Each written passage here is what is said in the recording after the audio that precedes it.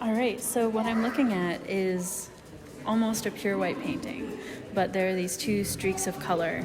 There are these two triangles pointing towards the middle as if they're making a horizon. Like maybe you could have taken a knife dipped in green paint, one side and then across the other, like you're trying to open this white canvas and see what's inside of it.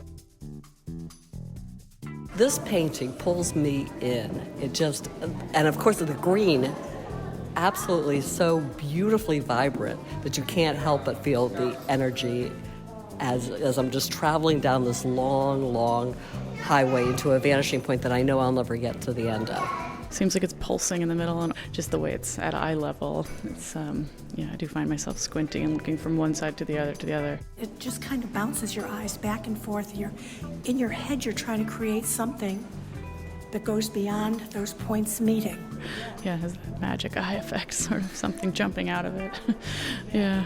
Okay, this may be a little bit of a nerdy interpretation, but it reminds me of the early driving video games where all you see is the road and the horizon, and you're constantly closing in on that point of disappearance, but never quite reaching it. So it evokes that, except in an even more basic, simplistic form. I mean, to me, it is just this beautifully pure white, just pure white and that vibrant green. But I feel like my brain is inserting variation that's not there because it wants to construct something out of what it's seeing. I see mountains behind that when I look at it. Oh, strikes me as it could be a picture of the outdoors, or all white around the green, maybe something like a crocus coming up through the snow. It seems hopeful in a way, but also kind of, if you think about an animal's eyes or something in the darkness, it could be a bit menacing. So there's some activity in this piece for me. It's quiet. The landscape is very quiet. Well, this is a very quiet piece. And the way it divides the canvas creates a tension between the top and the bottom. The fact that there's sort of very little there, but there's so much tension in the painting. She's taken a great deal of time to make sure that her horizon line is a little bit above the middle. And so what's interesting is with a minimal means that you actually will look at it for a long period of time. That I think that's the power of the piece, that you don't know what it is representationally, but there's something about the way it's playing with your eye that keeps drawing you back into what is essentially an empty canvas.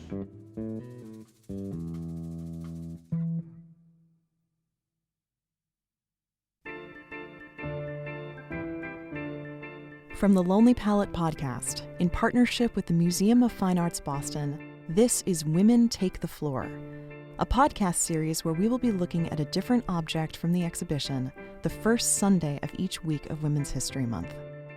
I'm your host, Tamar Avishai. Join me as I walk through the gallery, recording observations by anonymous visitors, and then invite you into the story of these artworks and the incredible women behind them. This week, Carmen Herrera's Blanco y Verde, No. 1, from 1962.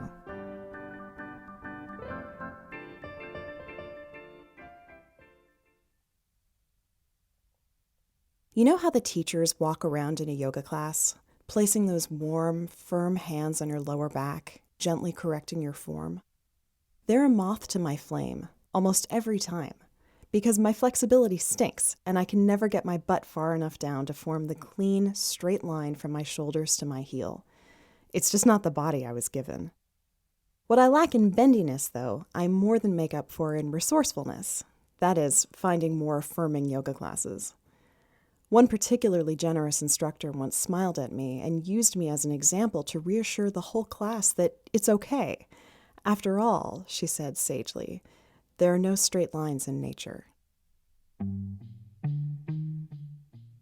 She meant this, as I think most people do, almost as an act of forgiveness. It gives us permission to let go of perfection, to embrace the biomorphic curves of bellies and sunflower swirls and even the horizon itself. As the Romantics taught us in the 19th century, we shouldn't expect our internal and external nature to be rational. There are hormonal freakouts, there are hurricanes. You wouldn't believe how many daily meditation websites cite the idea of no straight lines in nature as an affirmation of our fundamental humanness. And while I fully support cutting ourselves some slack, it's also a little unfair, a little reductive, really, to the straight line itself, making it seem all body-shaming and inorganic, holding up its clean, rational tidiness as necessarily lacking in feeling or humanity. Because if you ask 104-year-old Cuban-American painter Carmen Herrera, it's been her dearest companion. And, moreover, a thing of pure, unparalleled, infinite beauty. Herrera's daily life is one of humane rationalism. She starts with a café con leche and then sits at her work table in the New York loft she's lived in for over half a century, a row of marking pens and rulers at the ready, her long fingers filling in graph paper with geometric shapes that she'll stare at critically, and then decide if it's worth turning into a larger canvas with the help of her assistants. She is, in her words, eternally looking for variations on the straight line, on all the different ways its dynamic energy can be captured. And you get the sense when you look at this painting, number 1 from her series Blanco y Verde, white and green, that she has actually figured out how to make a static line flicker, blink, pulse, and the viewer along with it. The span across the canvas means that you can't actually take both of the needle-pointed triangles in with your whole eye. Your pupils end up darting back and forth like you're watching a tennis match. And it makes you want to tip your hat to this arthritic and wheelchair-bound artist who has still just calmly and rationally infused your day with a surge of visual energy.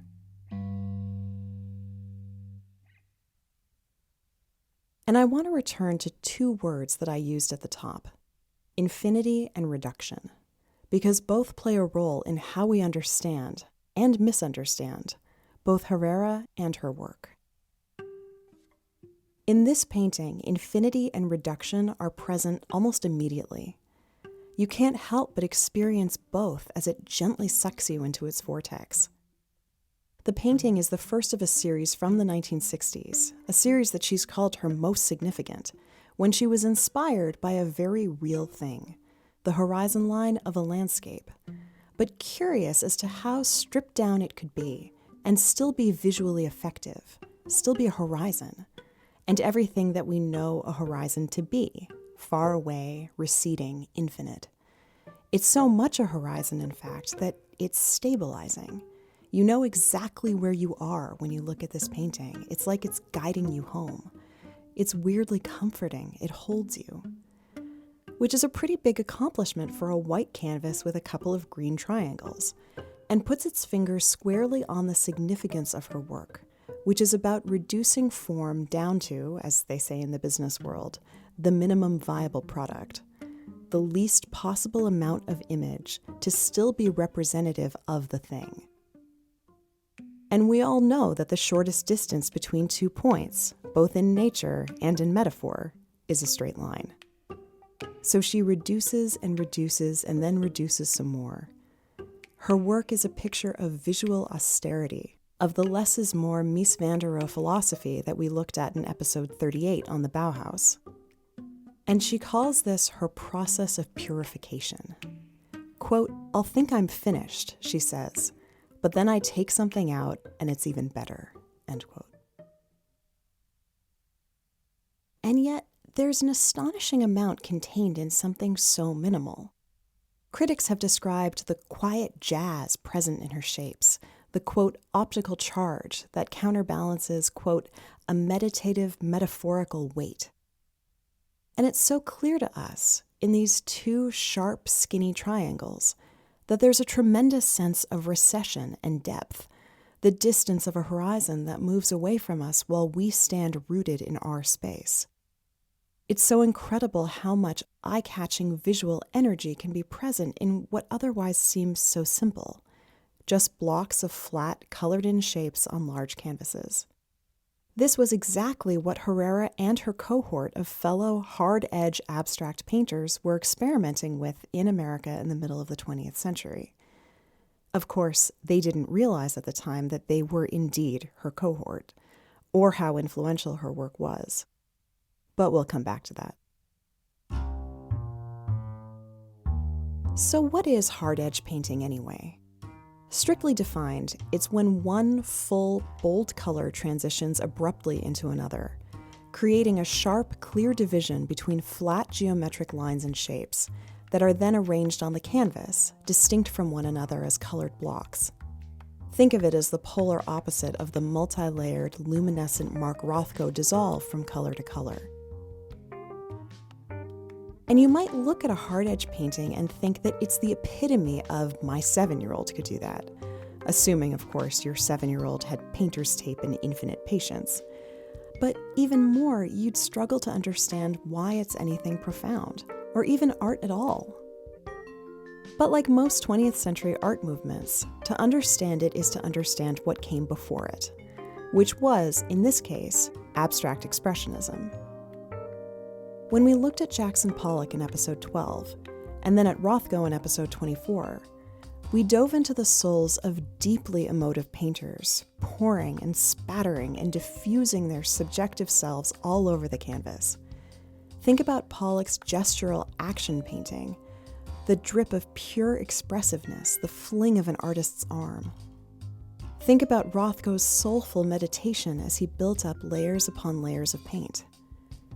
Abstract expressionist paintings positively reek of the angst of their painters, and as a response, a group of largely male West Coast painters like Ellsworth Kelly, Barnett Newman, Frank Stella, and, as we now know, female New Yorker Carmen Herrera, decided that there was more value in paint application that was a little more impersonal, a little more rational, a more whimsical exploration of color and form. The hard-edge painters emphasized the two-dimensionality of the canvas and invited a primarily visual, rather than emotional, response to the colors and shapes. Just because a straight line was tidy doesn't make it fascist, they argued. Just because the complete lack of straight lines had you fetal on the floor, Jackson Pollock, covered in drips, doesn't mean that introducing them back in was inorganic, any less human. Furthermore, when it comes to hard-edge painting, and our response to it, the form, as Ellsworth Kelly says, is the content. The form is the content. I know that sounds like opaque art speak, but it's actually not all that mystifying. It speaks to both the visual experience of these interplaying geometric forms, in other words, how our eyes dance when we see Herrera's triangles recess and almost touch, and in the fact that these paintings themselves become objects. So what do I mean by that? Well, when we think of paintings, we think of being invited into a narrative, like flipping on a TV. We seldom think of the canvas or the stretcher bars or the pigment. They're all just in service of the narrative, the vehicles used to tell the story. But the abstract painters of the 20th century, painters like Piet Mondrian and the Suprematists, both of whom we looked at in episode 10, and whom the hard-edgers themselves were influenced by, well, they started to see all these components, canvas, frame, pigment, as a key part of the art object. Taken all together, they comprise a kind of two-dimensional sculpture, first emphasizing the flatness of a canvas, and then playing with shapes upon that flatness, just to intrigue your eye.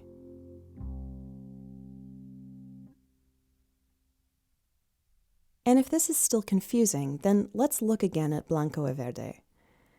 There's nothing compelling in theory about two green triangles on a white canvas.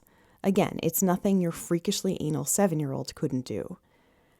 But if we allow for the fact that a canvas is a flat, two-dimensional object, and if we position these triangles on the flat canvas just so, which, more than anything, is clearly Herrera's real gift, And if we already have a sense of what a recessed horizon looks like in our heads, and if we stand in front of this painting, begging these triangles to touch and knowing they never will, then suddenly we're having, as my dad would say, a real moment here. The triangles, intellectually, play the role that we're projecting onto them. That is, they create a horizon line. And then visually, they begin to vibrate, flicker, hum, not unlike Mondrian and his dynamic equilibrium. Again, listen back to episode 10.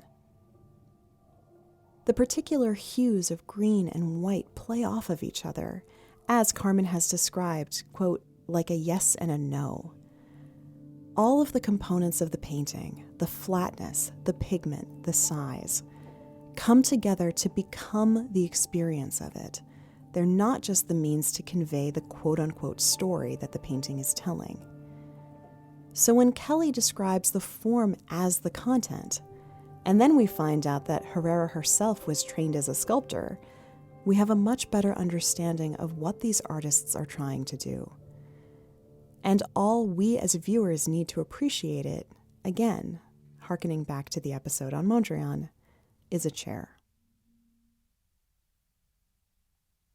So now that we've put hard edge abstraction in context, let's focus our attention back on Herrera.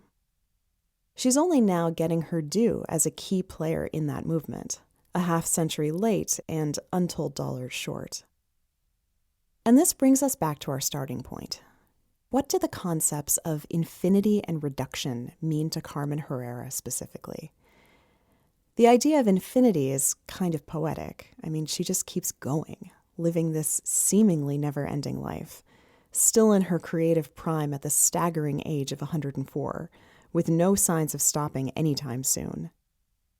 But the idea of reduction is very, very concrete, because it's a short distance between reduction and reductive, between simplifying something down to its essentials and crudely oversimplifying.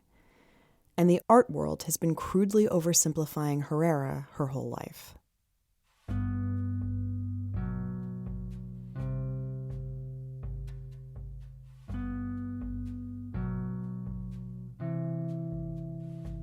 It began during the period around when she created this painting. Herrera, born in Havana in 1915, but trained bouncing between Havana, Paris, and New York, moved with her husband to Paris in 1948 and spent the next 5 years there, moving in the same circles as hugely famous artists and writers and befriending them all. While there, she grew especially close to Ellsworth Kelly, explored the abstracts of the Bauhaus, the Suprematists, and Mondrian, and the rest, as we've just discussed, is hard-edged history. But when she returned to New York in 1953, straight into the heyday of abstract expressionism, she realized exactly what it meant to be a woman in this male-dominated artist circle, what it meant to be reduced to just being a woman artist. And it was particularly galling because, as she argued, there's nothing decidedly feminine about her work.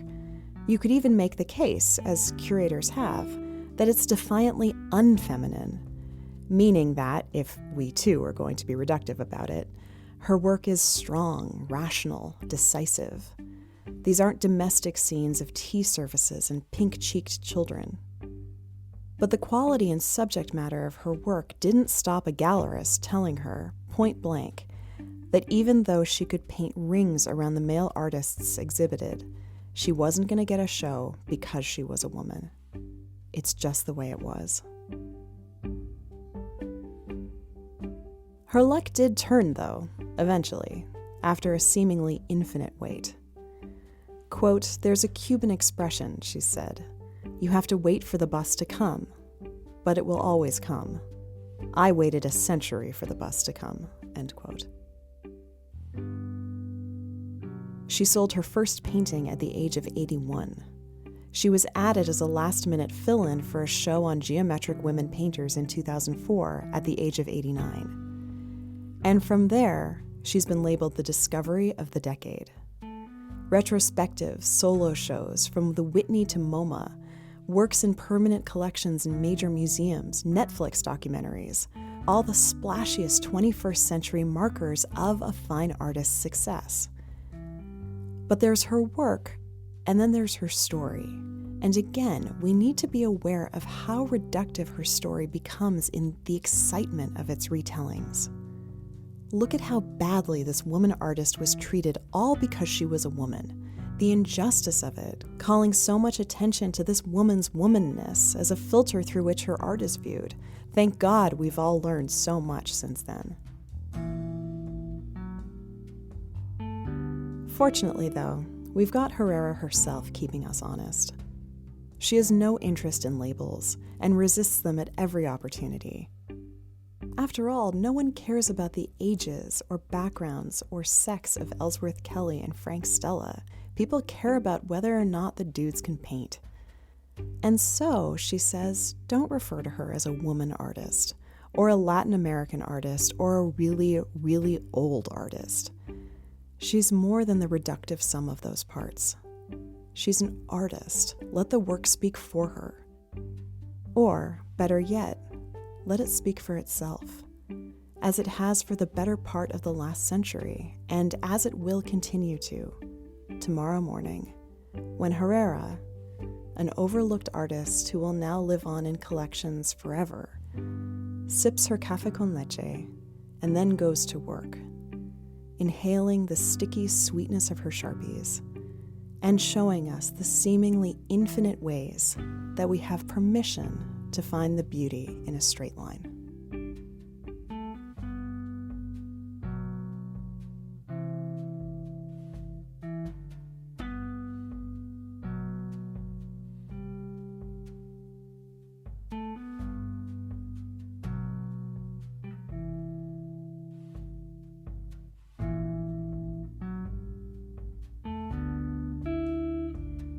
Special thanks to Nick Roberts, Ashley Blymus, Hannah Ray Leach, Josh Perlman Hall, and the intrepid museum goers at the Museum of Fine Arts Boston.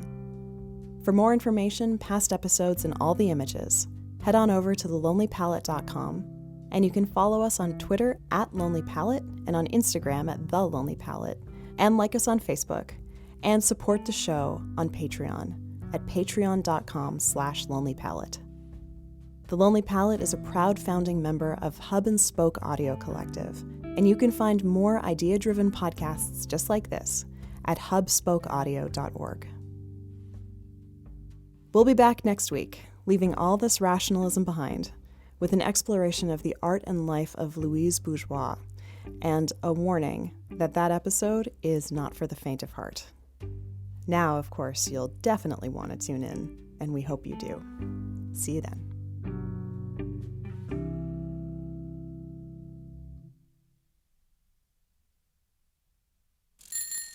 Hub and Spoke Audio Collective.